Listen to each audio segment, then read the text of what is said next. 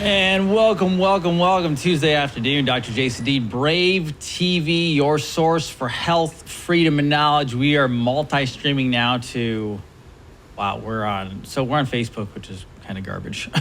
We are on Rumble, which is getting bigger. We are on Cloud Hub, which is getting bigger. We are on X now, which is also getting bigger.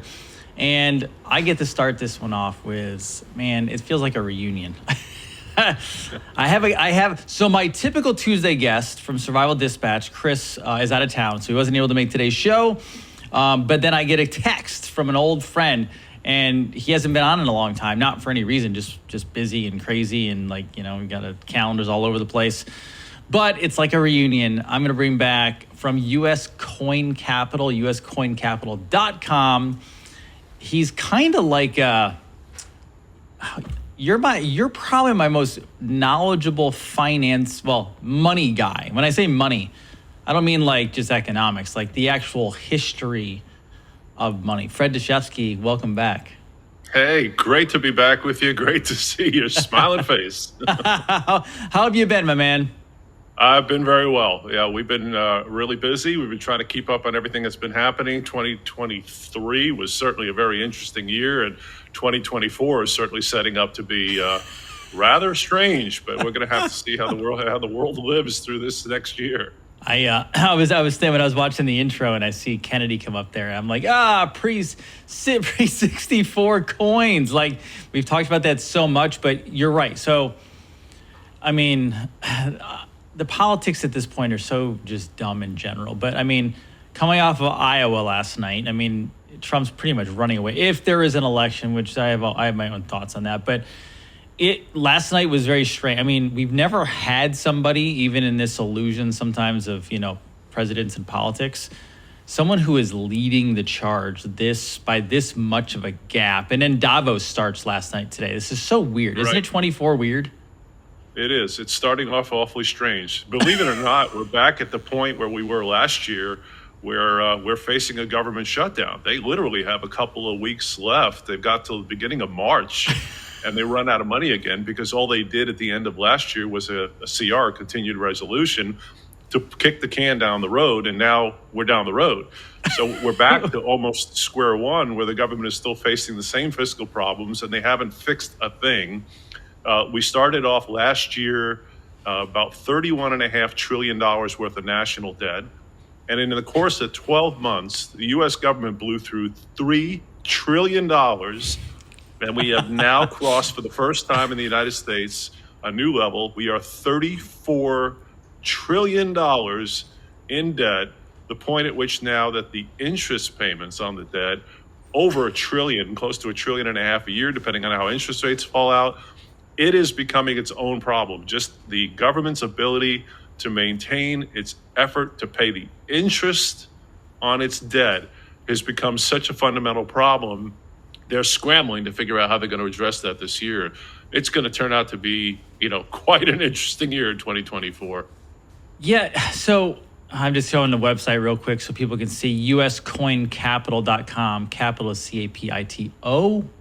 This is Fred Dashevsky, who I've been buddies with for a long period of time and followed his work for so long.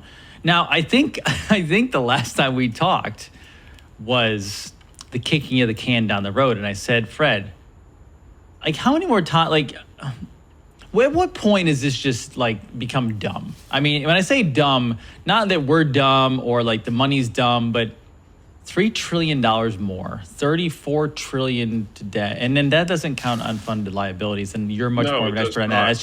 That's just me saying words that I know, but I don't even understand the full comprehension. What point does something break? Sure. First of all, just to kind of split that hair, so to speak, there are basically two forms of debt that the U.S. government carries. There's what they call bonded debt, and these are actual Treasury notes that have already been issued. They are in the hands of an investor or on the Federal Reserve's balance sheet, and they represent an IOU or money owed in interest payments to the bondholder. And if we add up all the bonds that have been bought, and this is the way that people help finance. And is that for government. Infrastructure and public utility building stuff? Is that what that's for? Yeah, it's for everything. Okay. So whenever the government needs money, the way that it creates capital is to sell debt instruments into the open market. Right. In other words, it's asking you to finance its current spending by loaning your money, which they will then pay you interest on in order to have the ability to have access to those funds today.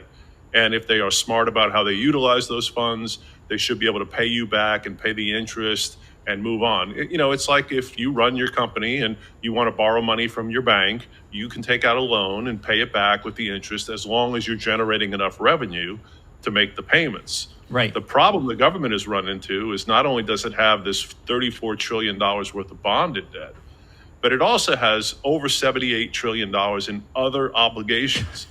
And these are just different debt instruments, but they're not in the form of bonds or treasury notes. They exist in holes in the pension accounts that the government has to fund because it's been taking money from people. For example, the biggest one people are familiar with would be Social Security, Medicaid, and Medicare. So you've been paying into Social Security since you started working under the pretense that when you retire, these funds come back to you.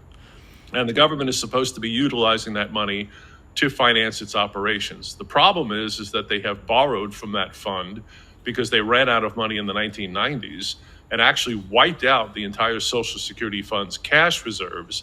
They replaced it with treasury bonds, then subsequently replaced those with these IOUs from the Secretary of the Treasury, and we still have those obligations. And there are about 60 or 70 different government funds that the government has raided, pension accounts of public people that work for the United States government, and these funds are no longer there. So whenever they have to pay out, the government literally has to print the money. So it's hard to ignore the fact that they have, these other $78 trillion. So the printing will just keep going at a more multiplied level than it has to because you have so many holes there, right? It's starting to rapidly increase. This is what really concerns me. Back in the 90s, there was a conversation about, do deficits and debt really matter? Is it okay for the government to carry trillions of dollars worth of debt? Of course, when Reagan was president, we had $1 trillion in national debt. $1 trillion, and this was the 90s. So look how far we've come. God. What really concerns me and what really affects the public is the rate at which the government is spending money now is accelerated, that what took 20 or 30 years to accumulate additional debt now takes 1 or 2 or 3 years. And at this pace, within about 8 years, we're going to be looking at a $50 trillion bonded debt of the United States government, requiring close to $3 trillion a year in interest payments. And if the government isn't able to make those payments out of existing capital or from tax collections, it has to print the money. Where does that revenue come from? This is devastating to people. Where does that revenue even come from at that point? Well, at that point, they create it out of thin air, right? Just as but they have to tax us even more. And that creates a real inflationary problem. So let's look at what happened last year. They printed so much money so quickly since COVID. And again, we could argue whether they should have or had to, because it was a financial crisis that affected, of course, the whole world. It certainly affected the American business model. We needed to do something to stimulate economic activity. And their answer was, well, we'll print the crap out of money. And we'll worry about the inflation it creates down the road and deal with it later. But right now, we have to get the economy moving forward. We got to give it a kick in the butt. The end result was by the fall of last year, inflation was so high that anecdotally, everybody saw it. They couldn't hide it anymore. People were going to the supermarket week after week, and the same products and goods and stuff were costing more. Each week you went back, you were buying the same amount of food, but the ticket price kept going up, to the point where people were having honestly a ticker shock moment getting to that grocery store receiver line. And it became really problematic for the government, to the point where they started focusing on it, saying, okay, we have to do something. Now, when the Fed gets in this position, they do have a couple of tools that they can play with. They can try to slow the economy down so that that inflation problem begins to subsist a little bit. The idea is if the economy is not really rapidly running forward and the business model of the American, economy is slowing, we're going to have less inflation. And you get that by making the availability of money tighter, either by raising rates or what the Fed did, which was to sell off its bond portfolio.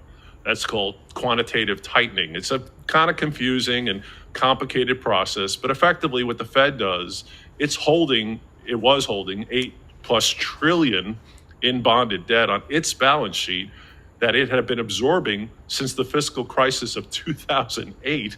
It had not been able to address. Here we are in 2023 last year, and they started to try to deal with it by blowing off some of that back into the market. But when they do that, that selling of those bonds that comes off the Fed's balance sheet competes with the open market, and it makes it much more difficult for the government to raise revenue. So simultaneously, having the Fed try to reduce its balance sheet while the government is deficit spending record levels and needing to sell more new bonds to keep raising capital to keep going, inflation went out of control last year. And we hit levels we hadn't seen. In some cases, many Americans had never seen, because there's a lot of younger Americans, a whole generation, who never experienced real inflation before that was visible this much. Right. So they had a hard time hiding it last year, and it created a bunch of problems that left us where we are now. Anybody who's holding large amounts of cash has certainly been watching the value deteriorate. And I will say at the outset that anybody who's holding money at this point for the next few years, you need to get that out of cash into something physical and tangible that at least will appreciate over the years that the paper value is being inflated, because that's not going to stop anytime soon. Yeah, we have a group that I chat with on Thursday nights, and we talk about money, and I'm not a financial advisor, but just kind of like discuss what we're doing. It's almost like kind of a little mastermind group. And I just came to this reality, which I've been working on for a long period of time, but basically, any money that comes in, like obviously pay your bills, have some cash to the side in case the crap hits the fan. But other than that, anything extra has got to be really invested into either businesses or precious metals or some sort of investment vehicle that's actually tangible, like you can hold in your hands. Because at this point, money's sitting in your checking account, your savings account, any money sitting anywhere at this point is just day by day losing more and more value. You might as well have it in something versus just sitting there growing stale and dying, right? That has been a big problem. In fact, last year, it was really interesting. $5.5 trillion of Americans' money went into money market accounts, mutual funds, things of that nature, because they were trying to find some place to park this capital that might earn $1. And the problem they were facing is the banking industry was not paying enough money if you left it sitting in a CD or a checking account to make enough to cover the rate of inflation. So you have $100,000 sitting in a CD or in a checking account earning, let's say 4, even 5%. You have to pay taxes at the end of the year. You have to also account for what is the real rate of inflation. The government says it's 3 or 4. I think they always gimmick those numbers. I think people recognize real inflation's a lot higher than what the government tells us it is. So by the time the year ended, people looked at the amount of money in their checking account, and sure, it went up by that little percentage that they paid, but the buying power had been reduced by more than the interest had paid. Lost money. So they actually went backward. And that's really difficult for people. And I know a lot of people are struggling with this. And because they can't quite follow the mechanics of what's causing the problem, they end up just finding that they have not enough capital to live the lifestyle that they had planned when they were setting up retirement accounts and planning for their future. I know a lot of people I talk to are really struggling because they just didn't compensate for how fast the cost of goods and services would increase.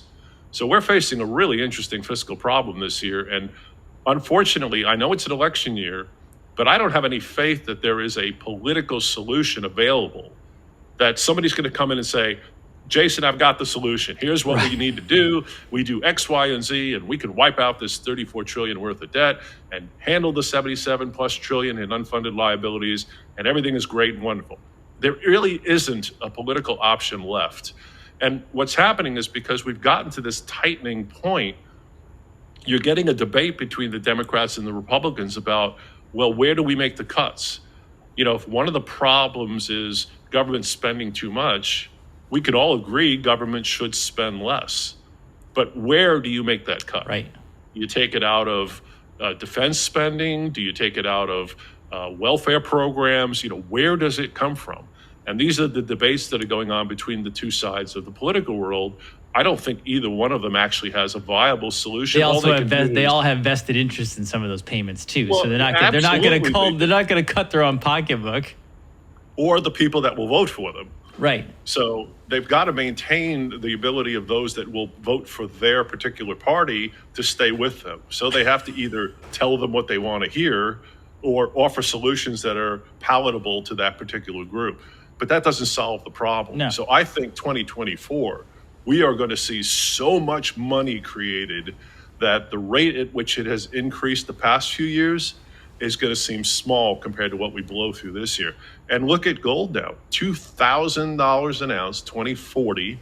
You know, we keep on cranking it up, and we hit new levels and fall back and hit new levels and fall back. But the inflation problem has not dissipated, and the price of physical assets continues to climb in reverse. So those that accumulated gold in 2020 and 2021, it's really beginning to look terrific as a part of their portfolio. You know, I've always suggested a 4 or 5 year time frame because you need time for inflation to, you know, have the impact you want. And the precious metals positions people have are wealth protection. Right. But I think if you're not already positioned with a good solid holding in physical gold or silver, you've got a great opportunity now, because I'll tell you one thing that was very unusual at the end of last year, the premium values over the metal content of most common gold and silver coins actually went down. And that was only the second or third time it's happened in the 40 years I've been in the business.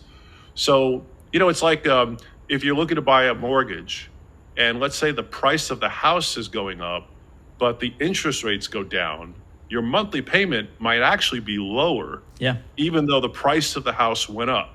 And the same thing is happening with the precious metals. The gold price is higher, the silver price is higher, but since the premiums right now are a little lower, you can actually buy gold and silver coins today for a little less than when gold and silver prices were cheaper.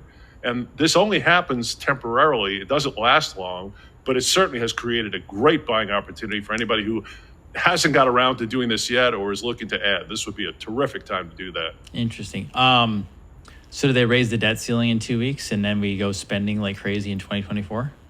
Yeah, they're going to have to. I mean, there's no way that the government can address this. They're not going to shut the government down in an election year. I think that's politically difficult for them to do that.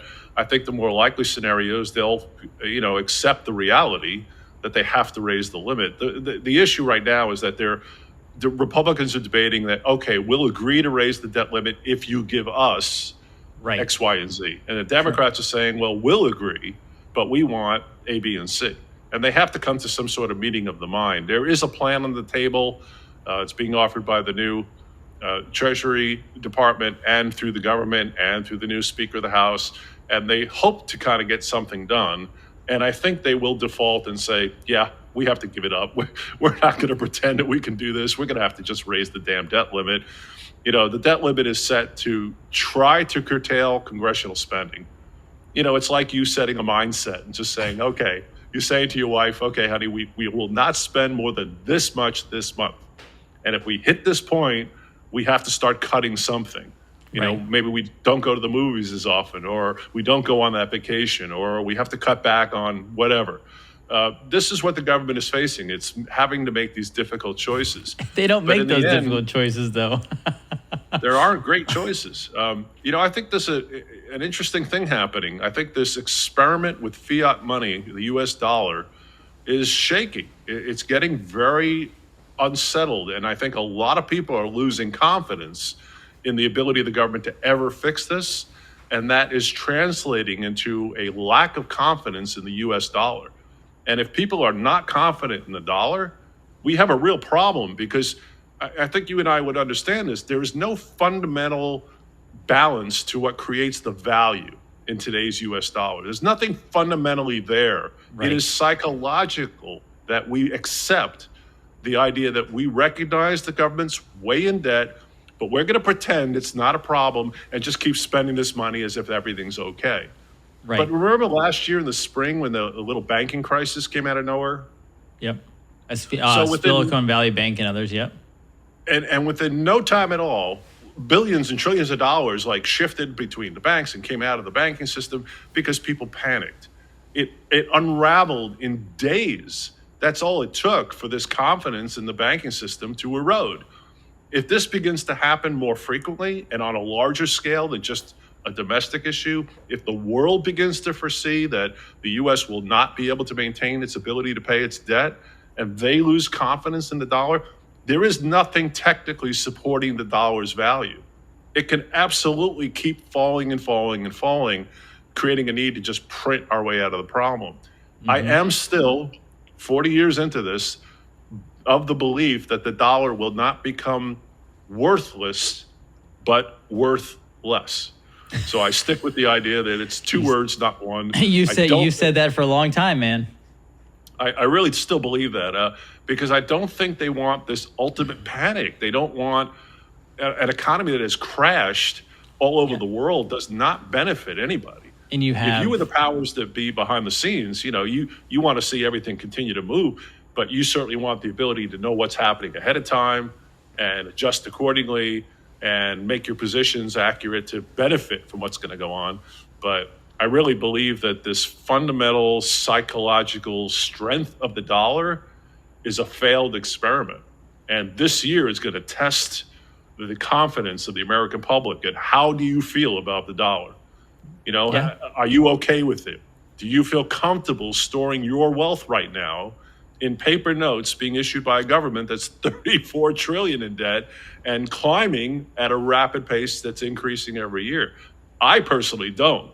I do not feel comfortable leaving my long-term wealth in paper money. I love our government. I love our country. And I want us to succeed. You love our founding government, not the current one. Yeah. The idea of our government. The idea of our government. Right. But the way it operates right now, if they're expecting me to just be ignorant and not recognize the flaw that they've created in this paper money system, then I become a fool.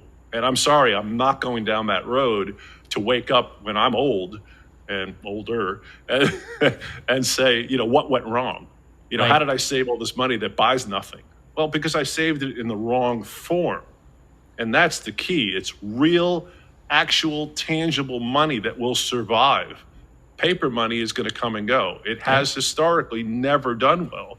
And I don't think the U.S. experiment with fiat money will do any better than any other country before us ever has. Yeah, and I want to clarify something too, because we have a lot of new viewers, which is fantastic. And so Fred is a money historian. Like, he's been studying this for a long period of time.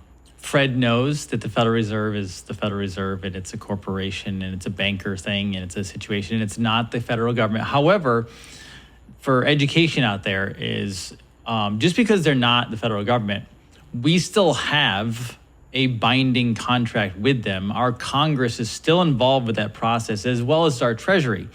So a lot of times, and I've had to learn this over time, it's not as simple as just like execute the Fed, knock it off, and then push everything back over. It doesn't work that. We're too in deep to that to just end it. You could audit it, but this is so powerful at this point.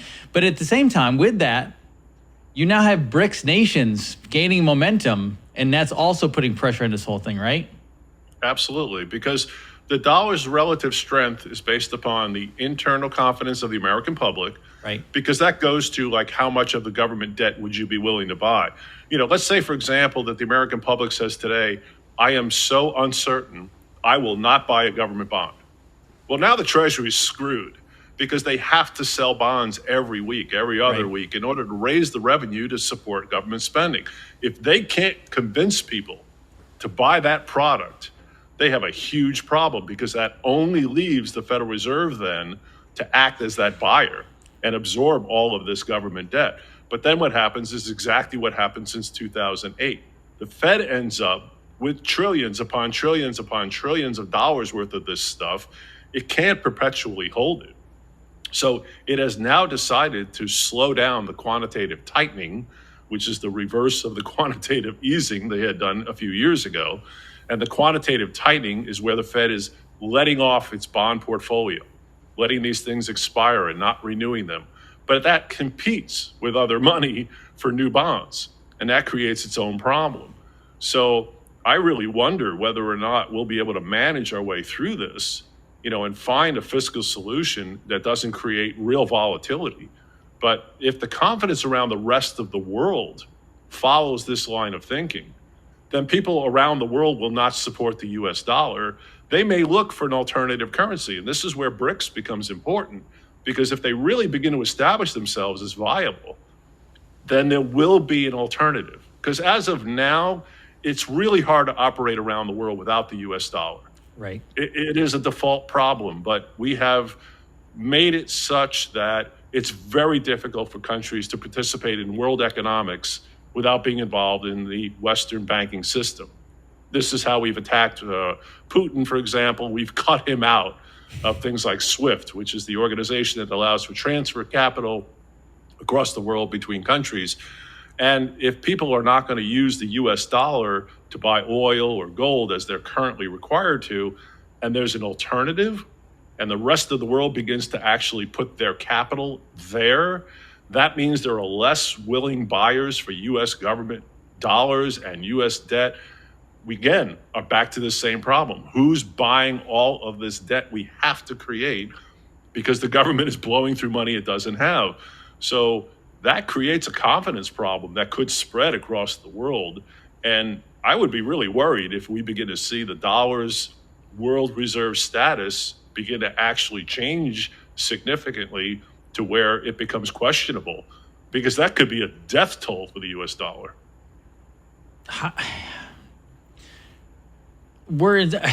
So for me, it's weird because I'm in finances and just studying it, but I don't know it at your level, and I definitely don't know it at their level. I just study as much as I can about it and try to protect myself and the viewers and everything else. But you have these two systems you have BRICS, which is gaining momentum more and more. You have the Saudis over there, and you have, I forgot what they're called. They have a group over there. Basically, it's like Qatar, Saudi Arabia. There's like 6 countries, the GCC or something like that. They're trying to do their own thing, not financially, but just like collectively come together for their economy. We have us doing stupid stuff. But then obviously the gold standard got knocked out a long time ago. But at some point, something has to break if we can't keep doing this, because it just doesn't make sense to me. Does that make sense? Does that make sense that it doesn't make sense to me? Yeah, it shouldn't make sense to you. I mean, under a normal set of circumstances, if you looked at the United States government as a business, and you said, okay, here's the business, here's the model, this is their product, this is what they sell, this is what they produce, but this is how much they spend. Well, they are already so much in debt that they're having trouble financing the interest payments on the debt they're holding. Well, would you buy stock in that company? No, we're a worthless corporation at that point. Sense, yeah. Right? And so you're absolutely right. I mean, the main kind of normal thought process should lead people to conclude, okay, we have a problem. But where we are is this problem is so vast, it's almost as if we have to collectively accept the idea that we're not going to pay attention to the problem. We're going to pretend it doesn't exist so that things can maintain. I didn't even bring in the derivatives argument. That's a whole other thing. Oh my goodness, that's a whole other world. Yeah. But it's like there was the fable of the king wearing his new gown, and the gown maker couldn't come up with a gown in time, so he left the king completely naked and convinced him that he was wearing this gorgeous gown of purple and jewels, and made him walk through the crowd of people, and everybody stood and said, oh, what a gorgeous gown the king is wearing. Oh my goodness, he looks wonderful in this beautiful gown designed by this wonderful person, until some kid just stood up and said, he's naked. It just took a kid to stand there and say something that was so blatantly obvious. But everybody had to collectively kind of come into this false concept and agree to accept the notion and set aside, intellect and common sense for the sake of keeping normalcy. Where did that story come from? That's a great story. It's an old fable. Yeah, Is it goes back thousands of years. The emperor has no clothes. Oh, okay, yeah. I guess I'd never actually heard the actual fable, but that's hysterical because the kid of all people, the child is gonna be like, you're not wearing clothes, dude. He's naked. I mean, and the shock of the reality of somebody stepping up and saying that. And I've always wondered, again, this is my 40th year now in this business. When Andy was alive, we used to talk about this all the time. Is there going to come a point where we're going to say something and somebody's just going to freak out and go, well, wait a minute. What do you mean? We're going to unravel the whole thing by having exposed this. After 40 years, the one thing I have seen is at least more people now kind of have a sense of the idea that there is this Federal Reserve System behind the scenes. They may not understand the mechanics of how they operate, but they kind of get that there's something gimmicking the system. It's definitely expanding fast in the news. People are understanding. The Federal Reserve is now almost a household word. Not everyone understands it, but the more people are going, oh, this is a scam. And they're beginning to understand the nature of what that means for them. And this is how I think we have to focus this, because it comes down to, well, what does this mean for an average person? Does this mean they have to spend the next 10 or 20 years trying to understand, economics and going back and learning the Laffer curve and trying to understand Keynesian economics and going back to Adam Smith and, getting these fundamental historic belief systems down and understanding of the mechanism? No, I don't think that's necessary. I think the only thing necessary is to recognize we have a flawed paper money system. Don't count on its future value to remain as it is now. If you are ready to at least accept that and preserve your own wealth by counterbalancing with something real, something tangible, then you'll do far better than if you end up ignoring the problem or, at least not being aware of it enough to recognize the flaw, and don't end up like a lot of people went, toward the end of their life, finding themselves with piles of cash that don't seem to buy anything. There's really nothing worse than a person who's retired and has no new source of income, who planned on a retirement plan, and they're getting what they expected in terms of the amount of dollars, but what they didn't anticipate was the change in the buying power of those dollars. And I'm looking back when we used to offer, $20 gold coins are probably the most popular American gold coin ever minted. They're the most popular among investors. They stopped making them in 1933 when $20 worth of gold was actually more than the face value of a $20 gold coin. So the 1 ounce of gold that those coins were minted out of became worth more than $20. The gold content exceeded the face value. So they stopped minting them. And today, those things are worth $2,700, $2,800 a piece in mint condition, because they're a fixed supply, and the more money we print, the more valuable they've become. We used to offer these when they were $585 a coin, and they were hard to give away back then. And then they achieved $700 price tags, and $800, and $1,000, and $1,500. And here we are now, almost $3,000 a coin for mint condition examples. And I think over the next few years, those will continually go up in value. So at least this way, people hold something that retains value. And to think about the purchasing power of a $20 gold coin in 1933, the last year they were minted, it had enough buying power. This is $20 now. You could have fed a family of 4 for a month with $20. Think about that for a minute. That's nuts. $20 would have fed a family of 4 for a month. Today, that $20 gold coin at $2,800 will pretty much do the same thing. It allows you enough in purchasing power. But consider what's happened to the value of that paper $20 bill. What do you get if you go to the supermarket with $20?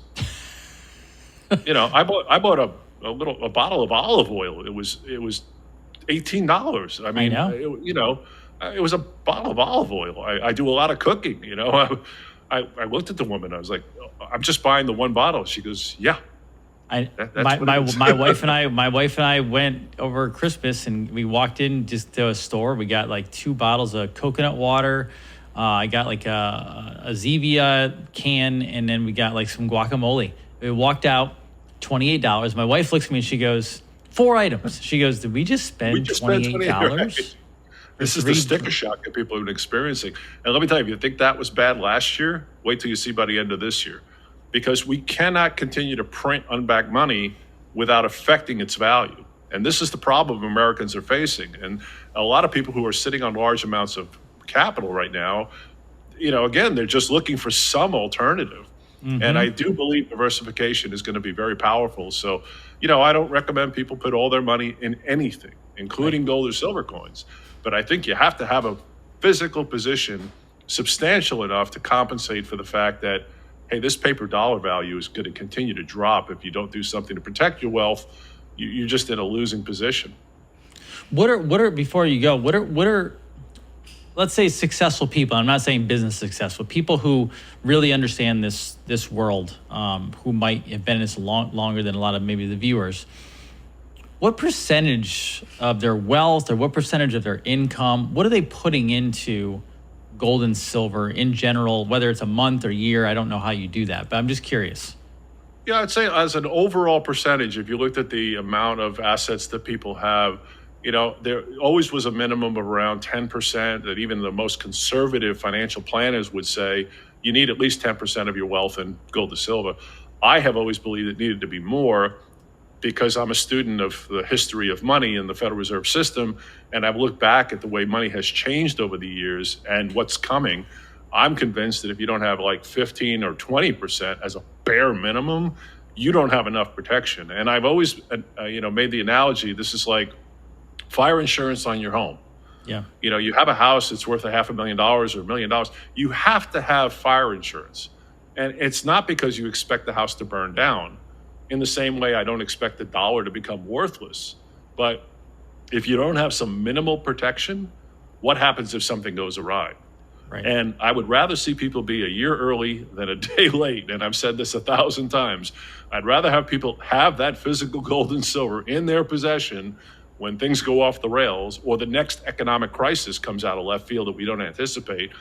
And I remember saying last year, I didn't think we'd make it through after spring last year without another event before the end of the year that rocked the financial world. And sure enough, we ended up going to war in the Mideast. And for those that are not familiar with the history of war, it is the single most expensive thing a government can do, is engage in war. It has cost more governments their ability to pay their finances than any other thing ever in the history of mankind. You can go back 1,000 years and look at every country that engaged in war. And the problem it created was the expense. And those countries that survived the expense of the war managed to come out okay. Those countries that didn't, they went the way of the Weimar Republic at the end of World War I. Their currency became so worthless that we had wheelbarrows full of money that people used to look at and measure the amount by its volume rather than count its asset or count its face value. They just simply weighed it and said, okay, you've got this much weight, this much, well, that's X dollars worth of value. People would steal the wheelbarrow and leave the money. Yeah. If they found it sitting outside a door, because the wheelbarrow was worth more than all that paper that was, piled into it. And those are the downsides to government deficit spending. We could experience that in America at any given time because we are blowing through money so rapidly, and it just seems like printing our way out of it is the solution that they've chosen to create, which is fine for them, not so good for you and me. It's crazy stuff, Fred. It's nuts. Watching it every day, and then I watch some of the investment channels. I watch some investment podcasts, and it is crazy how Americans, I mean, from my vantage point, you hear people, you hear middle class talking one way about it. You hear investors and venture capitalists talking another way about it, and they all have a sense that there's a problem. But no one's addressing the elephant in the room, which is this thing is designed to be broken. It's going to explode at some point. We can't, it doesn't work. We can't do this anymore. No, I call it a failed experiment. This fiat money in America is a failed experiment, and it's going to get worse.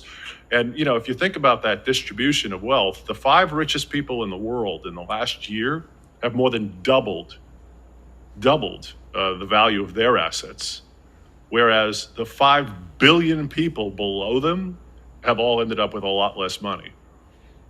So it's a real distribution problem. The higher end people, they're doing great. I mean, they're making tons of money. But, there's this old expression, you need to be a prodigious accumulator of wealth, a PAW, a P-A-W. You need to consistently work at adding real tangible wealth to your own assets in order to stay ahead of the curve. And again, I would just simply say, don't do this in paper money. That includes stocks, bonds, CDs, money markets, mutual funds. All these things are paper, and they're all tied to the value of the US dollar. And if the dollar gets weaker, all those assets lose value. So I would just highly encourage people, For those that haven't done this yet, we have a great opportunity to get started because of these low premiums. For those that have already started and want to add, again, this is a wonderful time because this low premium we're facing right now is a very temporary thing, very unusual. It's only happened 3 times in my 40-year career, and I don't think it's going to last long. Head over to US Coin Capital. You'll see the spelling right there. Capital is in the Capitol building, so CAPITOL, uscoincapital.com. And 800-878-2646, 800-878-2646. They could email to info@uscoincapital.com. Anything in closing? People, if they want to learn about this and they're new, please feel free to call us because we will spend time to help educate people on properly how to go about it. A lot of people have basic questions from, what is bullion? What is the spot price of gold? How does this work in relation to coins? There are things that people need to understand. We will take the time to educate anybody who would like to learn. And for those that want to work to add to their portfolios, we always have some little specials hidden in the background that we can always put together something really cool for people. So we would encourage people, those who are new, give us a call. We will work with you to help you understand the market, why it makes sense, and how to do it properly. Fred, thank you so much. It's good to have you back. I appreciate it. And let's do it in a couple more weeks. Is that cool? Yeah. Awesome. We'll make it regular again. We'll just get it on a schedule. It's easiest for me. I like it. It's never about they're not welcome back. No, it's just scheduling. You know how that is. I do know how that is. Fred Dashevsky, US Coin Capital. Fred, thanks so much. I appreciate you, man. Great to be with you, Jason. Take care, well, everyone. Be well. Fred Dashevsky, fantastic. So I get gold and silver from Fred. Numismatic coins are fantastic. I love them. It's all good stuff. So I've been working with him for, oh my gosh, maybe 10 years, something like that. Maybe 10 years, roughly. Yeah, really great stuff. My behind the scenes, my Twitter looks like it's blowing up. And by the way, for anybody out there who's like, oh, I'm not sure, should I work with him or not? We have a tremendous amount of viewers out there right now. Just so you know, tremendous amount of viewers out there who are using Fred and love his work. So they can also let you know, hey, it's good stuff, works very well. Yes, so wonderful. And if anybody has any questions in there, let us know. And then I'm going to be adding more in right away. I'm going more into some silver, and we're going to get some gold too, because gold is over that 2,000. They are over that 2,000. All right. So you know what I found? I found everybody was getting involved. Before I go into that, yes, Fred is the man. Fred is amazing. Please use him, work with him. He is fantastic.